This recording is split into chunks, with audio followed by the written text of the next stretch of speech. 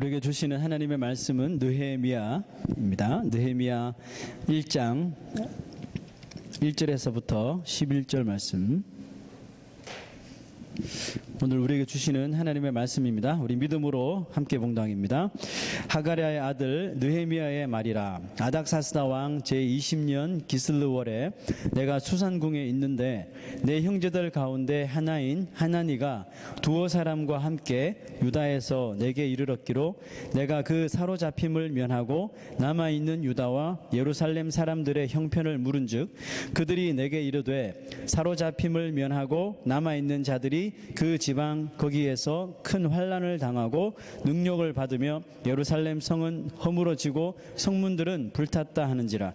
내가 이 말을 듣고 앉아서 울고 수일 동안 슬퍼하며 하늘의 하나님 앞에 금식하며 기도하여 이르되 하늘의 하나님 여호와 크고 두려우신 하나님이여 주를 사랑하고 주의 계명을 지키는 자에게 언약을 지키시며 긍휼을 베푸시는 주여 간구하나이다. 이제 종이 주의 종들인 이스라엘 자손을 위하여 주야로 기도하오며 우리 이스라엘 자손이 주께 범죄한 죄들을 자복하오니 주는 귀를 기울이시며 눈을 여시사 종의 기도를 들으시옵소서. 나와 내 아버지의 집이 범죄하여 주를 향하여 크게 악을 행하여 주께서 주의 종 모세에게 명령하신 계명과 율례와 규례를 지키지 아니하였나이다. 옛적에 주께서 주의 종 모세에게 명령하여 이르시되 만일 너희가 범죄하면 내가 너희를 여러 나라 가운데에 흩을 것이요 만일 내게로 돌아와 내 계명을 지켜 행하면 너희 쫓긴 자가 하늘 끝에 있을지라도 내가 거기서부터 그들을 모아 내 이름을 두려고 택한 곳에 돌아오게 하리라 하신 말씀을 이제 청하건대 기억하옵소서. 이들은 주께서 일찍이 큰 권능과 강한 손으로 구속하신 주의 종들이요 주의 백성이니이다. 주여 구하오니 귀를 기울이사 종의 기도와 주의 이름을 경외하기를 기뻐하는 종들의 기도를 들으시고 오늘 종이 형통하여 이 사람 앞에서 은혜를 입게 하옵소서 하였나니 그 때에 내가 왕의 술 관원이 되었느니라. 아멘. 네, 오늘부터 이제 느헤미야서를 강의합니다. 느헤미야서는 구약 성경에 보면 뭐 신약도 마찬가지겠지만 이 분류가 되어 있죠. 선지서, 역사서, 시가서 이렇게 분류가 됐는데 구약의 히스토리컬 북, 그러니까 역사서가 창세기, 출애굽기, 레위기부터 있으면 그 마지막 책들이 어디냐 하면 바로 우리가 지금 계속 보고 있는 에스더, 그 다음에 에스라, 느헤미야가 이 구약 성경의 역사를 기록한 제일 마지막 책입니다. 그 중에서도 느헤미야가 제일 끝에 있는 책이죠. 자, 이 에스라, 에스더, 느헤미야 이 성경들을 한 연대기 순으로 한번 우리 차트를 보고 한번 살펴보려고 합니다. 자, 이렇게 한번 보시면 제1차 포로 기환이 그 바사왕 고레스 왕 BC 537년에 시작되었고요. 그 1차 포로 기환을 이끌었던 사람은 총독 스룹바벨이고 스룹바벨과 그 제사장 예수아라는 사람이죠. 이들의 1차 포로 기환의 그 주제되는 것은 띠은 바로 성전이었습니다. 성전 재건, 무너진 성전을 재건하는 것이었고, 그 다음에 1차 포로 기환이 그 성전 재건이 중단되죠. 중단돼서 몇십 년, 60년이 막 흐르고 그랬죠. 그 사이에 이제 에스더 스토리가 여기에 등장합니다. 아하수에로 왕 때 이제 BC 464년경에 그 하만이라는 사람이 그 모르드게로 인하여 화가 나서 그 유다 백성들을 다 멸절하려고 했던, 기억나시죠? 기억 안 나세요? 우리 에스더 때 했잖아요. 하만이라는 사람이 유다 백성들을 마치 히틀러가 유대인들을 죽이듯이 하만이 이스라엘 유다 백성들을 다 멸절시키려고 했죠. 그때 에스더가 죽으면 죽으리라 하고 기도를 했죠. 하나님 앞에 모든 것을 맡기고, 그리고 모르드게와 함께 기도해서 유다 백성들이 멸절되지 않고 살아남습니다. 자, 이 1차 포로 기환하고 2차 포로 기환 사이에 에스더가 있는 것은 아주 중요한 내용이 있습니다. 만약에 여기서 에스더라는 인물이 없고 모르드게라는 인물이 없다면 아마 하만이 유다 백성들을 다 만약에 멸절시켜버렸다면 성경에 2차, 3차 포로 귀환이 없는 거예요. 유다 백성들이 있어야지 귀환을 시키죠. 그러니까 이 1차와 2차 사이에 있는 에스더의 내용은 아주 중요한 내용입니다. 그러니까 한 성도의 죽음을 목숨을 내걸고 기도하는 기도가 민족을 살리는 것이니까. 그러니까 그걸 통해서 하나님이 2차, 3차 기환이 계속 이루어지는 거예요. 그래서 여러분 우리가 기도하는 것이 그냥 기도하는 것이 아니에요. 민족을 살릴 수 있는 것이고 이 사회를 살릴 수 있는 것이고 가족을 살릴 수 있는 것이고 내 영혼을 살릴 수 있는 것입니다. 그죠?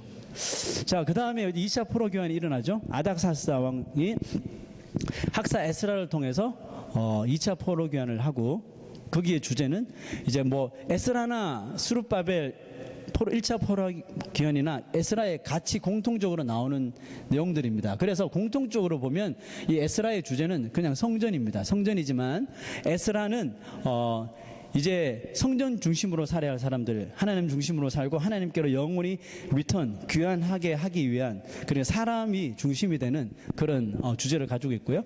이제 오늘부터 우리가 보아야 할 3차 포로 기환은 같은 왕입니다. 아닥사스다 왕. 2차 포로 기환이 끝나고 13년이 지난 후에 이제 느헤미야라고 하는 사람을 통해서 하나님께서 다시 이 백성들을 기환시키는데 이 3차 포로 기환의 주제는 이제 무너진, 오늘 성경 읽었다시피 무너지고 불타 없어졌던 이 성벽과 성문을 다시 재건하는 일에 느헤미야를 사용하십니다. 근데 여러분 히브리 성경에 보면 에스라하고 느헤미야서가 분리되어 있지 않고 함께 같이 되어 있습니다. 하지만 에스라의 주제는 총 주제는 성전인 반면에 이 느헤미야의 주제는 성벽이라 그랬죠. 둘 다 서로 다른 주제를 가지고 있지만 궁극적인 그 목적은 뭐냐면 이 개혁이라는 동일한 주제를 가지고 있습니다. 그 에스라의 성전은 이 하나님께로 영원히 이 돌아가자 하는 그 내적인 그 삶의 개혁이라면 이제 무너진 성벽을 재건하는 것은, 성벽은 이렇게 울타리잖아요, 그죠? 무너진 성벽을 재건한다는 것은 외적인 면, 그러니까 우리의 아주 프랙티컬하고 현실적인 우리 삶에 있어서 무너졌던 것들을 다시 일으켜 세우는 그런 개혁을, 외적인 그 개혁을 말하고 있습니다. 이제 좀 꺼주셔도 돼요. 고대 사회는 성벽이 있는 나라하고 성벽이 없는 나라, 그 성벽이 있는 성하고 성벽이 없는 성하고 도시하고 차원이 다른 시대였었습니다. 성벽이 있는 도시는 웬만해서는 잘 공격을 당하지 않아요. 아무리 도시가 멋지고 훌륭해도 만약에 성벽이 없는 도시라 그러면 항상 이 원수의 적의 공격의 타겟이 될 수 있어요. 예를 들면 성벽을 가지고 있는 도시는 자기보다 더 강한 나라가 공격해와도 이미 성벽이라는 방어벽이 잘 구축되어 있었기 때문에 성문만 잘 지켜도 어떻게 보면 전쟁에 승산이 있는 거예요. 그러므로 왕들은 왕이 되면 제일 먼저 하는 일이 뭐냐 하면 노동을 시켜서 성벽을 짓는 것이었습니다. 유다 땅의 예루살렘도 이 예루살렘 성벽이 있었습니다. 하지만 이들이 하나님 앞에 범죄하고 우상 숭배하면서 이 예언자의 말대로 이 바벨론이라는 나라에 유다 백성이 포로로 끌려가게 되고 예루살렘 성은 완전히 무너지게 되죠. 성전도 무너지고 성도 무너지고 성벽까지도 다 무너지게 되죠. 93년 전에 무너진 성벽은 1차로 그 스룹바벨과 함께 귀환한 사람들이 먼저 이 성벽을 건축을 시도를 했었습니다. 시도했지만 그 주위에 있는 열강들의 극심한 방해로 인하여 실패했습니다. 그래서 그 이후에는 이 성벽은 아예 손도 못했죠. 그렇지만 처음에 기환한 목적대로 성전은 그 어려움이 있었지만 재건축을 완공하였습니다. 하지만 성벽 공사는 이루어내지 못했어요. 계속 이제 이렇게 차일피일 미루어진 거죠. 그만큼 성전보다 이 성벽 재건은 다른 나라의 주위에 있는 이 이방 나라 사람들의 그 신경을 아주 자극하는 일이었기 때문에 큰 방해가 있었다는 겁니다. 이 하나님은 성전 건축을 위하여 사람을 세우시고 그 바사의 페르시아의 왕들의 마음에 은혜를 부어서 아주 적극적으로 이 일들을 돕게 하신 것처럼 이번에는 느헤미야라고 하는 사람을 세우시고 아닥사스다 왕의 마음을 움직이셔서 무너졌던 예루살렘 성벽을 드디어 재건하도록 하신 것입니다. 1차 귀환부터 3차 귀환까지의 그 표를 우리가 보셨는데요. 잘 보시면 이것이 사람들이 계획하고 사람들이 이루어난 것처럼 보이지만 이것은 하나님의 아주 치밀한 계획이 있었고 하나님의 섭리 아래 모든 사역들이 전개되었다는 것을 우리가 말씀을 통해서 볼 수가 있었습니다. 그때마다 적소마다 하나님께서는 그 사람들의 마음에 그 감동을 주시고 은혜를 부으셔서 하나님이 높으신 뜻에 그들이 순종하도록 하나님께서 이끌어 주셨다는 겁니다. 결국 하나님의 높으신 뜻 안에 무엇이 있습니까? 하나님의 높으신 뜻 안에는 결국은 사랑하는 그의 백성들을 향하신 하나님의 변하지 않는 사랑이 담겨져 있다는 거죠. 수르바벨의 성전, 또 에스더를 통한 유다 백성들의 구원, 또 에스라를 통한 영적인 개혁, 그리고 마지막 퍼즐인 이제 성벽까지, 이 역사는 사람이 주도한 것이 아니라 하나님이 계획하시고 하나님이 친히 주도하시고 끝맺으시는 것입니다. 택하신 당신의 백성들이 비록 패역한 삶을 살아 포로로 끌려가기도 하셨지만 그들이 회개하고 하나님께 돌아올 때 그들의 새로운 삶으로 귀환할 수 있도록 하나님께서 도우신다는 것입니다. 원래는 이 에스라서와 느헤미야서가 한 권으로 되어 있다고 제가 말씀드렸죠.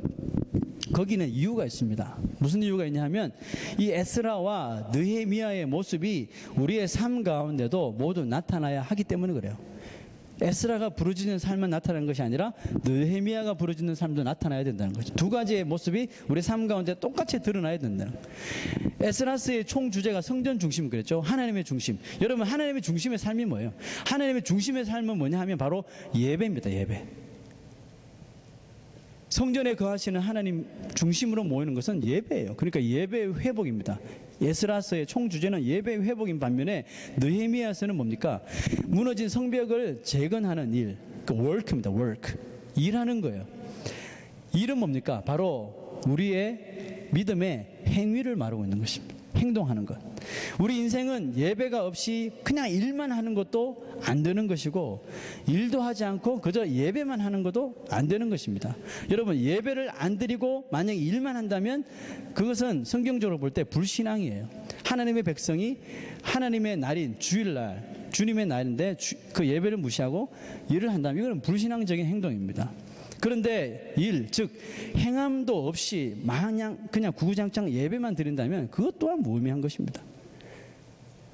야고보서에 뭐라고 기록되어 있나요? 행함이 없는 믿음은 죽은 것이라 그러죠. 우리 삶 가운데 전혀 삶의 개혁도 없고 행함도 없는데 교회 와서 계속 예배만 드리는, 이것도 보면 하나님 앞에 무의미한 것입니다. 그러므로 에스라가 있고 느헤미야가 있는 것은 우리의 인생은 예배도 드리고 예배를 통해서 받은 은혜를 가지고 세상으로 나가서 행함도 있는 삶이 되어야지 그것이 하나님 보시기에 아주 합당한 올바른 믿음의 삶이 되는 것이라는 겁니다. 이 시대에 뭐 높은 지위나 아주 부유한 사람들 보면 그들이 예수 믿는 이 사람들이라고 하지만 뭐 삶에서 정말 믿음 있는 사람인지 없는 사람인지 구분이 안 되는 경우도 가끔 있어요. 교회에 오면 다들 막 천사같이 보이는데 교회를 나가고 직장으로 돌아가고 세상으로 가면 그 천사의 얼굴이 사라져요. 사라지고 물질을 모으는데 모든 그 자기의 것을 다 쏟아붓고 그런 모습을 통해서 믿지 않는 사람들조차도 믿는 사람들의 모습이 저런 모습인가 하고 의심을 하게 됩니다. 그리고 그 반면에 행함이 없이 그저 항상 주여 주여만 찾는 성도들도 있어요. 저는 이 두 가지가 잘 섞여져야지 멋진 성도가 될 수 있다고 생각합니다. 오늘 말씀에 등장하는 느헤미야가 이 두 가지가 정말 잘 믹스된 합하여진 정말 믿음의 좋은 신앙의 모델이 될 수 있다고 믿습니다. 여러분, 세상과 이 사회를 변화시키는 사람이 바로 누구냐 하면 바로 이런 느헤미야와 같은 인생입니다. 그러면 교회는 이런 그리스도인들을 많이 이렇게 발굴해내고 만들어내야 하는 것이 있습니다. 어떤 목사님의 책 중에 이런 글을 읽었습니다. 자기가 기독교인이라면 삶을 살아갈 때 이런 말을 좀 들어야 된다 해서 5가지 유형의 사람을 이렇게 기록한 책을 읽었는데요.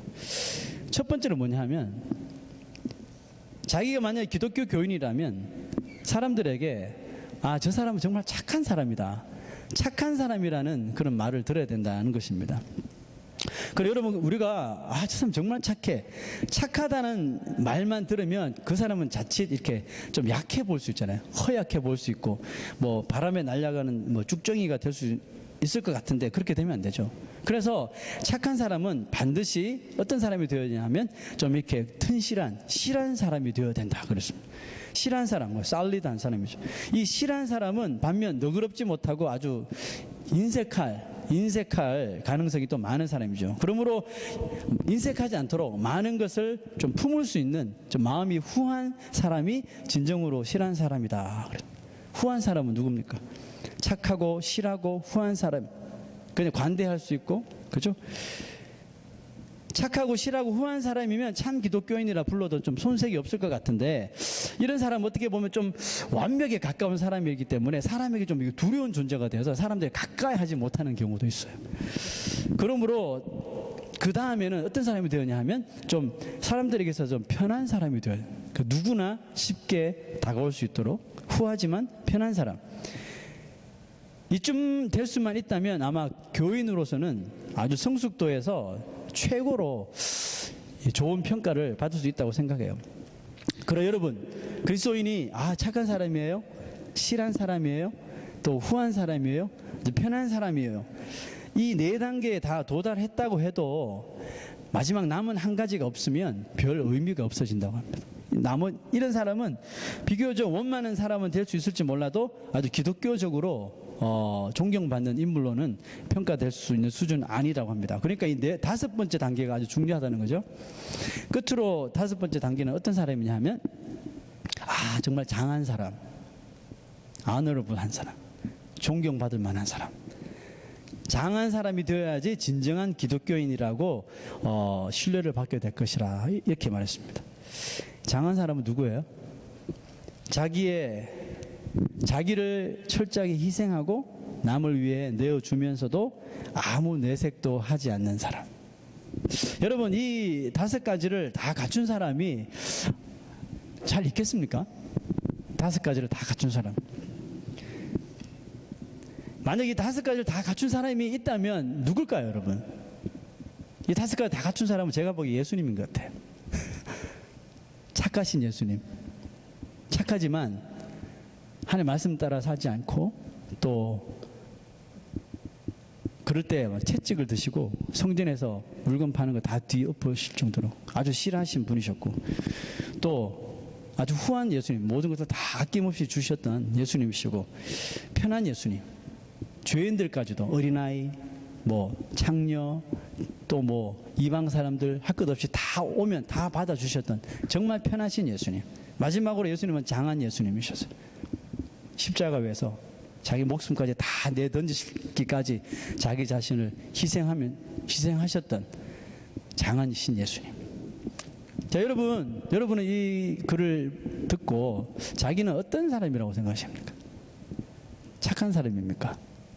후한 사람입니까? 장한 사람입니까? 아니면 이 다섯 가지에 하나도 안 들어가는 사람입니까?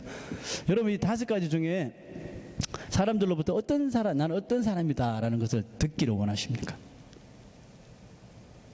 저는 여러분들이 정말 예수 믿는 장한 사람이 되었으면 좋겠어요. 예? 그러면서 오늘 느헤미야를 한번 여기에 적용해 보았습니다. 이 느헤미야는 어떤 사람인 것 같습니까? 느헤미야를 한번 소개하면요, 느헤미야는 이 페르시아에서 태어난 사람입니다. 할아버지가 이 바벨론 때문에 포로로 끌려왔어요. 그래서 거기서 아들이 태어나고 그래서 페르시아 3세입니다. 포로 3세였어요. 여러분, 미국 이민 온 지 2세, 미국 이민 2세만 되어도 그 2세들이 자라면서 자기 만약 한국 사람이라면 민족에 대한 그 아이덴티티, 그 정체성이나 그 민족에 대한 언어, 또 문화적 이런 배경이 단단하지 못해요. 그죠? 그래서 아메리카나이즈 되고 또 쉽게 이렇게 변화되는 것을 보는데, 만약에 미국 3세가 되면 거의 그냥 미국 사람이라고 보면 돼요. 그런데 느헤미야도 보니까 3세였었어요. 이 미국 2세, 미국 3세는 그래도 다른 나라 타 문화를 인정해 주잖아요. 그래서 그 문화도 가질 수 있고 언어도 배울 수 있고 다 할 수 있잖아요. 그 나라 가볼 수도 있고. 그런데 이 느헤미야는 페르시아의 포로로 끌려온 사람이니까 그 나라 문화를 가질 수가 없어요. 언어도 가질 수 없어요. 모든 것을 할 수 없어요. 그런데도 느헤미야는 3세인데도 불구하고 오늘 보니까 또 거기다가 이 사람이 정치인이었어요.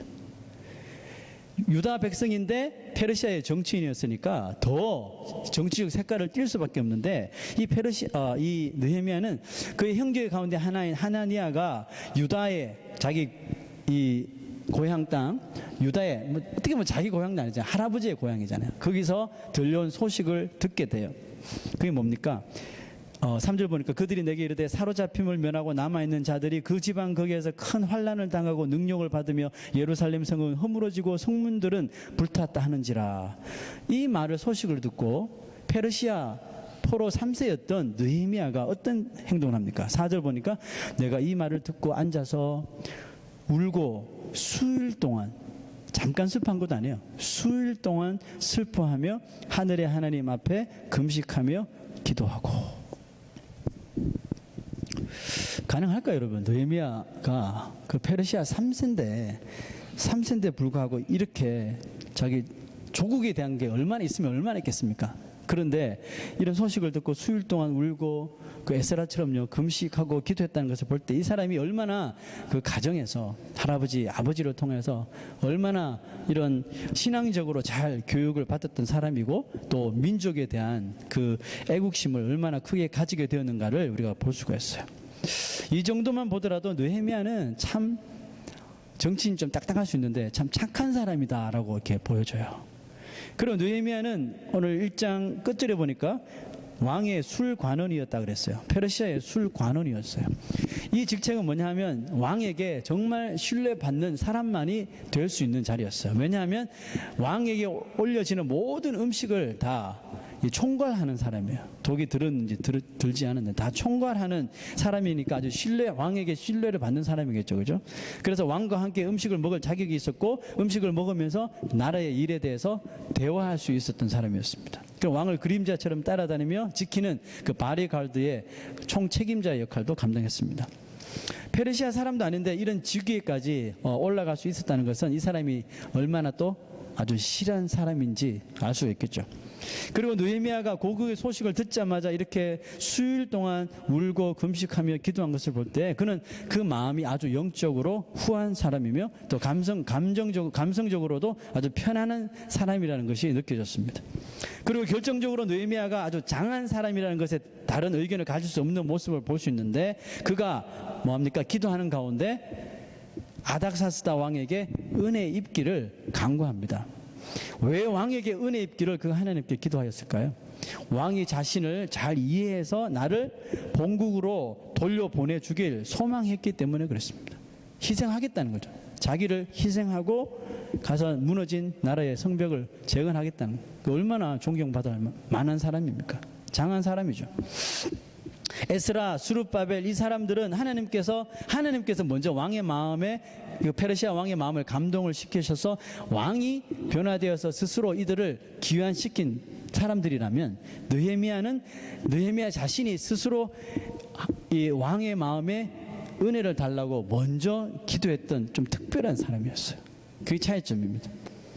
여러분 기독교인들이 장한 사람이 되려면 그냥 되는 것이 아닙니다. 기독교인들이 세상에서 좀 아너러블한 그런 이 인정을 받기를 원하는 것은 절대로 그냥 되는 것이 없어요. 뭘 해야 되나요?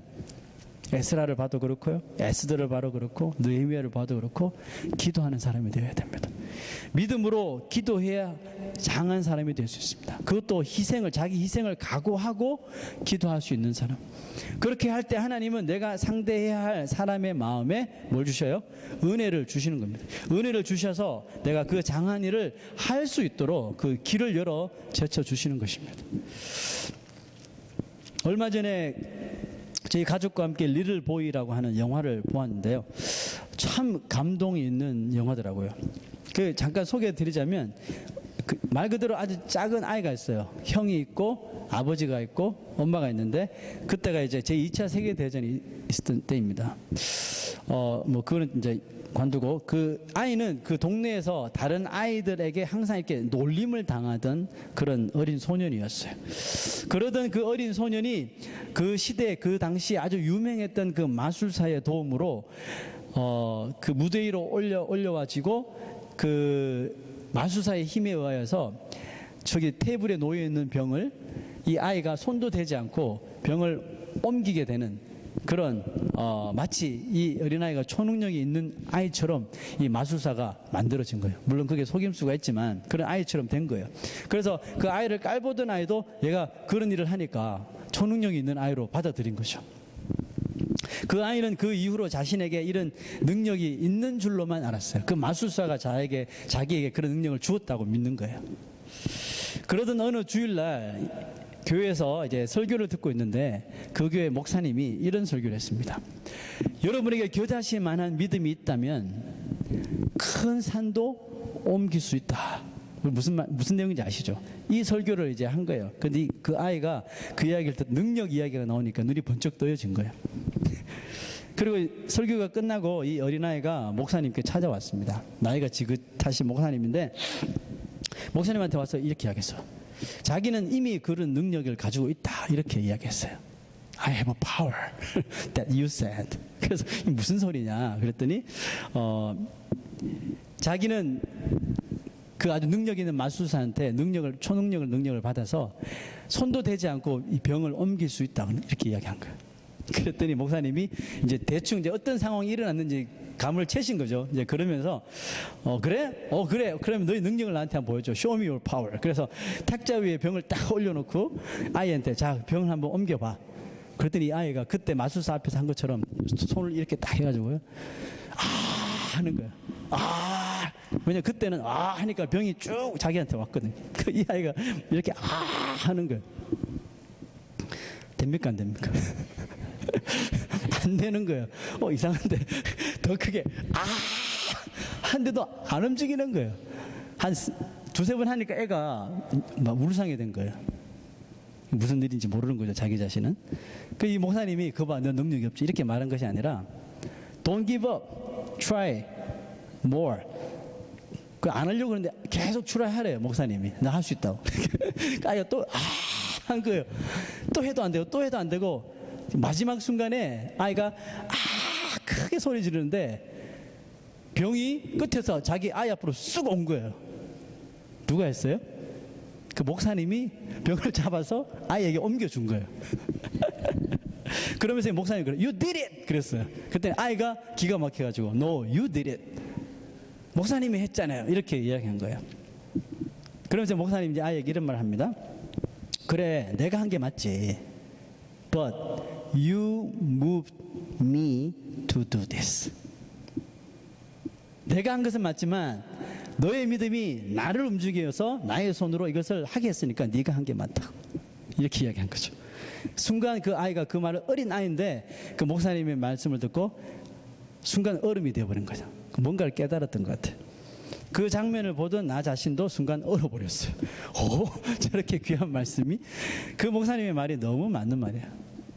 참 멋져 보였어요. 참 맞는 말이죠. 겨자씨만한 믿음이라는 것은 결국 뭐예요? 겨자씨는 요만하지 눈에 보여지지 않지 않습니까? 겨자씨만 요만한 믿음이 있다는 것은 뭐예요? 이것을 통해서 하나님의 엄청나게 크신 전능자이신 하나님의 마음을 겨자씨만한 이 믿음으로 하나님의 마음을 움직일 수 있다는 거 아니에요? 그거죠. 기적은 사람이 만들어내는 게 아니에요. 기적은 내가 만들어내는 것이 아닙니다.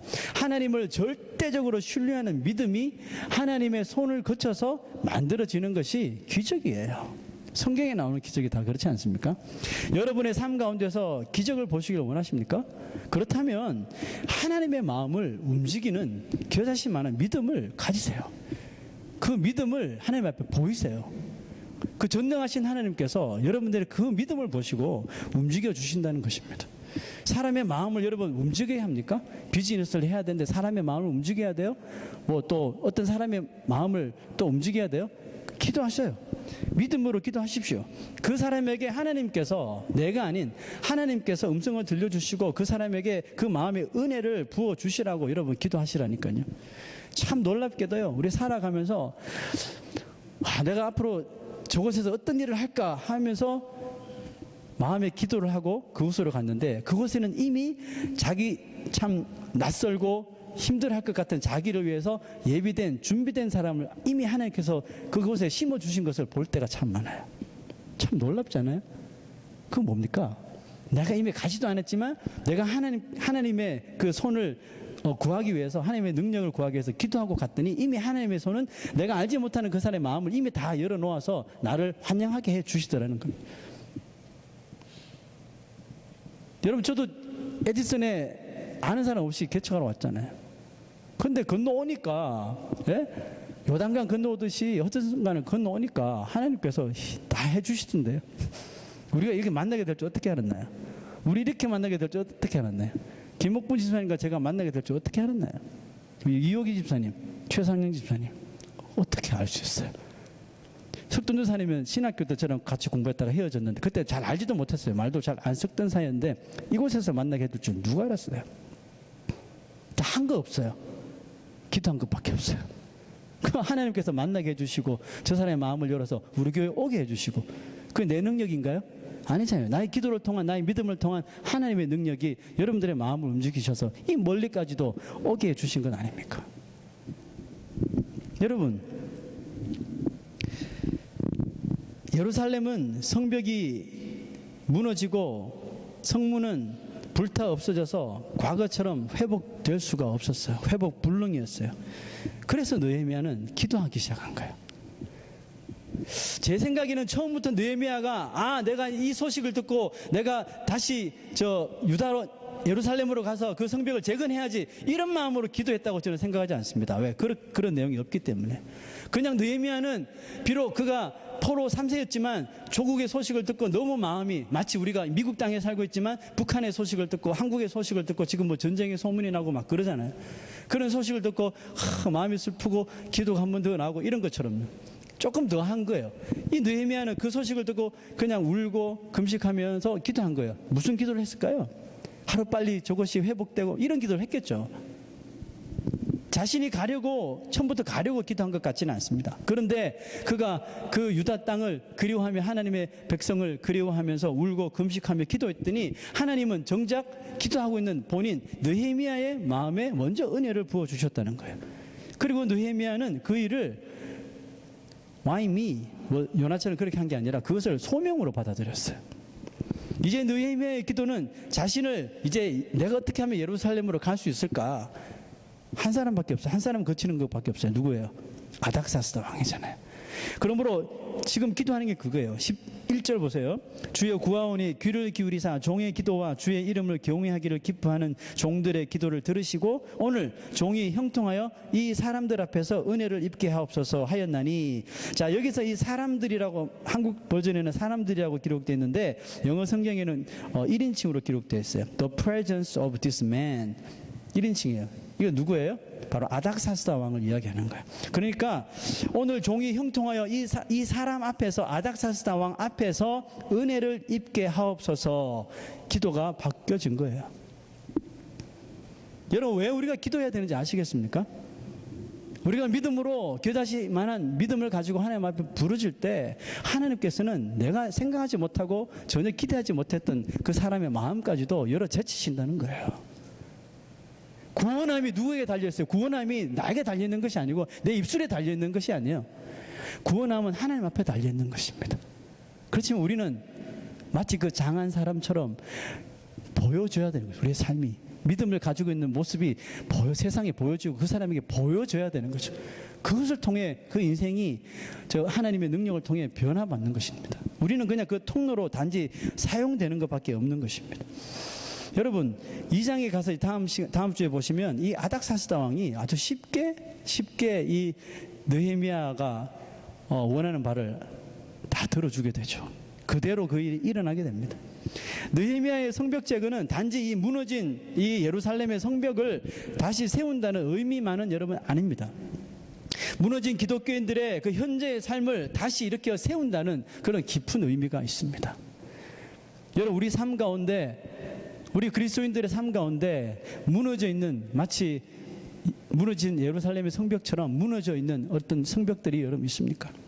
그래서 그것으로 인하여 그리스도인의 모습이 올바로 세상에 나타나지 않고 있지 않습니까? 여러분, 이 마귀가 무너뜨린 여러분들의 그 성벽은 도대체 무엇입니까? 어떤 사람에게는 기도의 성벽일 수가 있습니다. 내가 예전에는 정말 기도를 열심히 해서 내 삶 가운데 항상 기도의 벽을 이렇게 세워놔서 마귀가 아무리 뚫으려고 해도 뚫지 못하고 내가 승리하고 했었는데 어느 순간 너무나도 쉽게 시험이 오고 너무나 쉽게 내가 시험에 빠지게 되고 보면 이 기도의 성벽이 다 무너진 거예요. 다 쓰러진 거예요. 그러니까 성벽이 없으니까 훤히 적들이 막 침투하는 거죠. 또 어떤 사람에게는 물질의 성벽이 될 수 있어요. 과거에는 내가 믿음이 아주 좋을 때는 뭐 이 돈, 물질 뭐 별로 그렇게 생각 있으면 감사, 없어도 감사, 또 하나님 주시겠지. 욥처럼 그죠? 하나님 앞에 늘 감사하면서 물질에 대한 그 욕심이 없어 하는 겁니다.